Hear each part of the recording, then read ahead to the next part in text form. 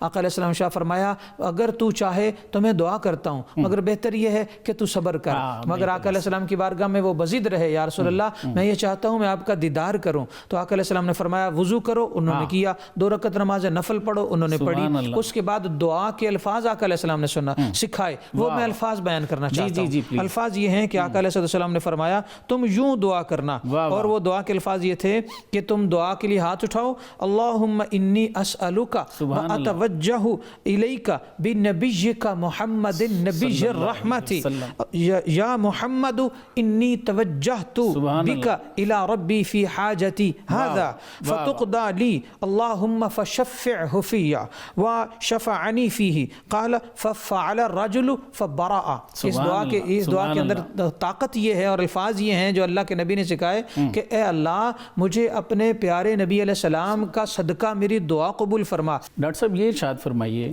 کہ اگر اس میں وسیلہ نبی صلی اللہ علیہ وسلم کی بات نہ کریں دعا میں تو ایسا ہو نہیں سکتا، تو یہ ارشاد فرمائیے کہ کیا آدم علیہ السلام اور نوح علیہ السلام کی دعائیں حضور صلی اللہ علیہ وسلم کے وسیلے سے ہوئی ہیں؟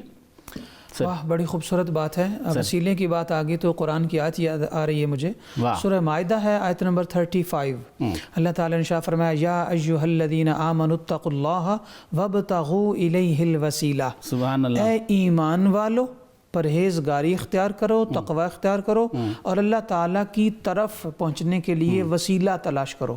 چونکہ یہ قرآن مقدس کی آیت مبارکہ ہے تو پتہ چلا یہ ایمان والوں کو اللہ تعالیٰ نے حکم دیا ہے کہ سورہ نساء میں وَلَوْ أَنَّهُمْ ظَلَمُوا أَنفُسَهُمْ جَاءُوكَ فَاسْتَغْفَرُوا اللَّهَ وَاسْتَغْفَرَ لَهُمُ الرَّسُولُ لَوَجَدُوا اللَّهَ تَوَّابًا رَحِيمًا۔ اللہ تعالیٰ نے واضح یہ اس آیت کی طرف میں آ رہا کون سی دلیل ہو سکتی ہے؟ اللہ تعالیٰ نے واضح طور پر ارشاد فرمایا کہ اے ایمان والو جب تم اپنی جانوں پر ظلم کر بیٹھو یعنی گناہ کر بیٹھو یا کوئی بھی خطا ہو جائے تو در مصطفیٰ پر آ جاؤ اور وہاں آ کر نبی کا وسیلہ دے کر دعا کرو، میرے نبی ظاہری حیات مبارکہ میں بھی اور بعد از وصال ظاہری بھی تمہاری سفارش کریں گے اور اللہ تعالیٰ تمہاری توبہ قبول فرمائے گا، لوجد اللہ توابا رحیما۔ سبحان اللہ، اتنا بڑا موضوع ہے کہ اس پہ تو ٹائم جو ہے وہ بہت زیادہ چاہیے۔ یہ ارشاد فرمائیے کہ ہم اپنے اسی پوائنٹ کی طرف آتے ہیں کہ آدم علیہ السلام اور نوح علیہ السلام، میں بتاتا ہوں۔ حضرت سیدنا امام اعظم ابو حنیفہ رحمۃ اللہ علیہ آپ باقاعدہ طور پر دعا میں آقا علیہ السلام کو وسیلہ دے کر جو ہے نا وہ پکارتے تھے اللہ تعالیٰ کو اور آقا علیہ السلام کا وسیلہ دے کر، اور ان الفاظ سے میرے پاس یہ الفاظ ہیں اور یہ بہت خوبصورت الفاظ ہیں۔ حضرت امام اعظم ابو حنیفہ نے ایک قصیدہ لکھا ہے، اس قصیدے میں آپ نے الفاظ لکھے ہیں، کہتے ہیں انت الذی لما توسل بک آدم من ذلۃ فاز فہو اباکا، کہ اے محبوب علیہ السلام، اے رب العالمین آپ نے اپنے نبی علیہ السلام کے دادا جان حضرت آدم علیہ السلام جو ہیں ان کو بھی ان کے محمد صلی اللہ علیہ وسلم کے وسیلہ سے ان کی دعا کو قبول فرمایا ہے، حالانکہ حضرت آدم علیہ السلام تو نبی علیہ السلام کے باپ ہیں۔ تو یا رب العالمین جس طرح تو نے باپ کا وسیلہ بیٹے کے نام پر قبول کر کے ان کی توبہ قبول فرمائی، یوں ہی میں نعمان بن ثابت کی دعا نبی علیہ السلام کا صدقہ قبول فرما لے۔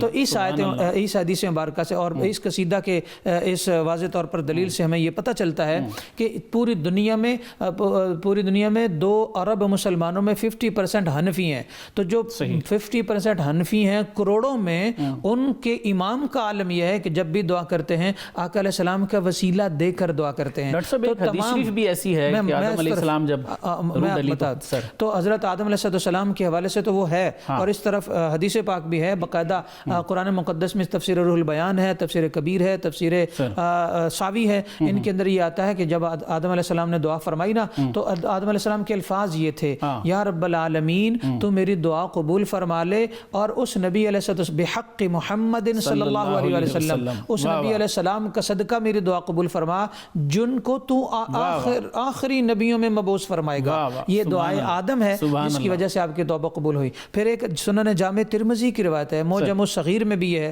حدیث نمبر 520 ہے، ایک صحابی تھے جن کا نام تھا حضرت عثمان بن حنیف، وہ نابینا تھے، آقا علیہ السلام کی بارگاہ میں حاضر ہوئے، یا رسول اللہ مجھے آنکھیں چاہیے۔ آقا علیہ السلام شاہ فرمایا اگر تو چاہے تو میں دعا کرتا ہوں مگر بہتر یہ ہے کہ تو صبر کر، مگر آقا علیہ السلام کی بارگاہ میں وہ بزید رہے، یا رسول اللہ میں یہ چاہتا ہوں میں آپ کا دیدار کروں۔ تو آقا علیہ السلام نے فرمایا وضو کرو، انہوں نے کیا، 2 رکعت نماز نفل پڑھو، انہوں نے پڑھی، اس کے بعد دعا کے الفاظ آقا علیہ السلام نے سکھائے۔ سکھائے وہ میں الفاظ بیان کرنا چاہتا ہوں. الفاظ یہ ہیں کہ آقا علیہ السلام نے فرمایا تم یوں دعا کرنا, اور وہ دعا کے الفاظ یہ تھے کہ تم دعا کے لیے ہاتھ اٹھاؤ, اللہم انی اسألک واتوجہ الیک بنبیک محمد نبی الرحمت یا محمد انی توجہت بک الی ربی فی حاجتی هذا فتقضى لی اللہم فشفعہ فی وشفعنی فیہ قال ففعل الرجل فبرأ. اس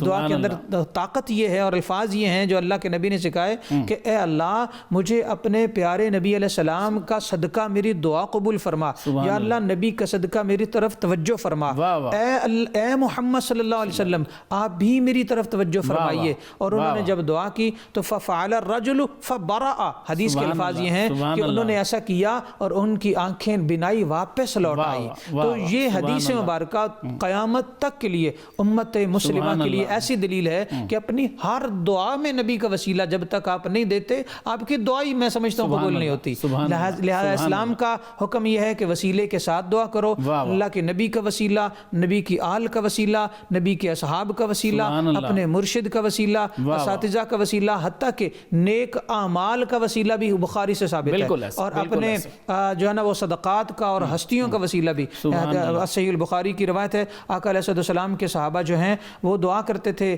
یا اللہ پہلے تو ہم نبی علیہ السلام کا صدقہ بارش مانگتے تھے, اب حضرت عباس بن عبد المطلب کا صدقہ جو ہے ہمیں بارش عطا فرما, اور اللہ عطا فرما دیتا تھا اور بارشیں ہوتی, اور یہ بالکل صحیح احادیث ہیں. لہٰذا ہمیں وسیلے کے ساتھ ہی دعا کرنی چاہیے, یہ قبولیت کی ضمانت ہے. ماشاءاللہ ماشاءاللہ. جی ناظرین, آپ نے دعاؤں کی قبولیت کے بارے میں ہمارے مہمان اسکالرز کی گفتگو سنی.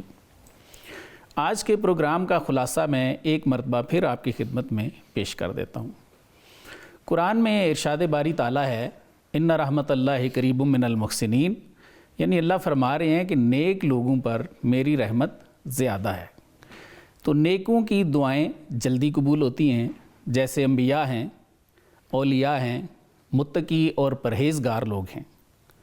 ان کے علاوہ ترمذی اور ابن ماجہ وغیرہ میں موجود حضرت ابو ہریرہ رضی اللہ تعالیٰ عنہ کی روایت شدہ حدیث کے مطابق مظلوم, مسافر اور والدین کی دعا ضرور قبول ہوتی ہے. اس کے برعکس حرام کھانے والوں, گناہ اور توبہ ساتھ ساتھ چلانے والوں, دعا میں جلدی کرنے والوں اور دعا میں گریہ نہ کرنے والوں کی دعا بارگاہ احدیت میں قبولیت کا شرف نہیں پاتی. باقی کیا دعا سے تقدیر بدل جاتی ہے یا نہیں؟ بالکل بدل جاتی ہے. اگر دعا کچھ بدل ہی نہیں سکتی تو دعا کرنے کا فائدہ کیا ہے پھر؟ انبیاء اور اولیاء نے دعائیں فرمائی ہیں اور وہ قبول ہوئی ہیں, معاملات بدلے ہیں. صوفی برکت علی لدھیانوی رحمۃ اللہ علیہ ایسے لوگوں کو سمجھاتے ہیں جو سمجھتے ہیں کہ تقدیر نہیں بدل سکتی. آپ فرماتے ہیں کہ بھائی کیا اللہ اپنا لکھا ہوا بھی نہیں مٹا سکتے؟ پھر حضور صلی اللہ علیہ وآلہ وسلم کے وسیلے سے دعا کی بات ہوئی تو اس کا حکم خود اللہ تعالیٰ نے آیت وَلَوْ أَنَّهُمْ إِذْ ظَلَمُوا أَنفُسَهُم میں دیا ہے, اور اسی وسیلے سے حضرت آدم اور نوح علیہ السلام کی توبہ قبول ہوئی. آخری بات بڑی خاص الخاص تھی کہ عیسیٰ علیہ السلام کے قم بإذن اللہ کہنے سے مردے فوری طور پر کیسے زندہ ہو جاتے؟ حضور صلی اللہ علیہ وآلہ وسلم کے لعاب مبارک ڈالنے سے کھاری کنویں کیسے میٹھے ہو جاتے؟ حضور صلی اللہ علیہ وآلہ وسلم کے لعاب مبارک سے کٹے ہوئے بازو اور باہر نکلی ہوئی آنکھیں کیسے لگ جاتی؟ تو اس کا جواب مولانا روم رحمۃ اللہ علیہ نے بڑا ہی پیارا دیا ہے. آپ فرماتے ہیں کہ یہ کام اللہ خود ہی کرتے ہیں. کیسے کرتے ہیں؟ آپ فرماتے ہیں کہ انبیاء کی شرح صدر ہوتی ہے تو جیسے حضور صلی اللہ علیہ وسلم کو اللہ نے فرمایا کہ الم نشرح لک صدرک, کہ اے محبوب کیا ہم نے آپ کی شرح صدر نہیں فرمائی ہے؟ تو مولانا فرماتے ہیں کہ وہی نور شرح صدر کام کرتا ہے. بندے کا کلام بالکل نہیں ہوتا. بندے کا کلام ہو تو مردے کبھی بھی زندہ نہ ہوں. ایک اور بات ارشاد فرماتے ہیں کہ کبھی مردہ زندہ کرتے وقت عیسیٰ علیہ السلام کی آواز ہوتی قم بإذن اللہ, اور کبھی ہوتی قم بإذنی. मौलाना फरमाते हैं कि कोम बेज़नी व कोम बेज़निल्ला हर दो नगमा बूद अज़ लबे यार, यानी अल्लाह के हुक्म से उठ और मेरे हुक्म से उठ, ये दोनों कलाम अल्लाह ताला के अपने होते थे, ईसा अलैहिस्सलाम के नहीं होते थे। आगे फरमाते हैं आँच ईसा करदा बूद अदनामे हु, जो ईसा अलैहिस्सलाम नामे हु से यानी अल्लाह ताला के नाम से करते, मी शुदे पैदा अज़ नामे हु, तो वो काम ईसा अलैहिस्सलाम के अपने नाम से भी हो जाता, यानी फिर भी मुर्दे खड़े हो जाते। तो आप फरमाते हैं कि ये दोनों कलाम अल्लाह ताला के अपने होते थे, ईसा अलैहिस्सलाम के बिल्कुल नहीं होते थे, और इसे अल्लाह ताला का तसर्रुफ़ कहते हैं। मौलाना मज़ीद फरमाते हैं कि ये तसर्रुफ़ अल्लाह ताला सिर्फ़ इंसानों के साथ नहीं करते। आप सूरह कसस का हवाला देते हैं कि उसमें अल्लाह ताला इरशाद फरमाते हैं मैंने शजरतें या मूसा इन्नी अनल्लाह रब्बुल आलमीन, कि बेशक ए मूसा, ये दरख्त से आवाज़ आ रही है कि बेशक ए मूसा इन्नी अनल्लाह ही, कि मैं तो अल्लाह हूँ, रब्बुल आलमीन, जो आलमीन को पालने वाला हूँ। तो मौलाना इरशाद फरमाते हैं कि अल्लाह पे कौन गिरफ्त कर सकता है, वो चाहे तो दरख्त में तसर्रुफ़ करे, चाहे तो बंदे में करे।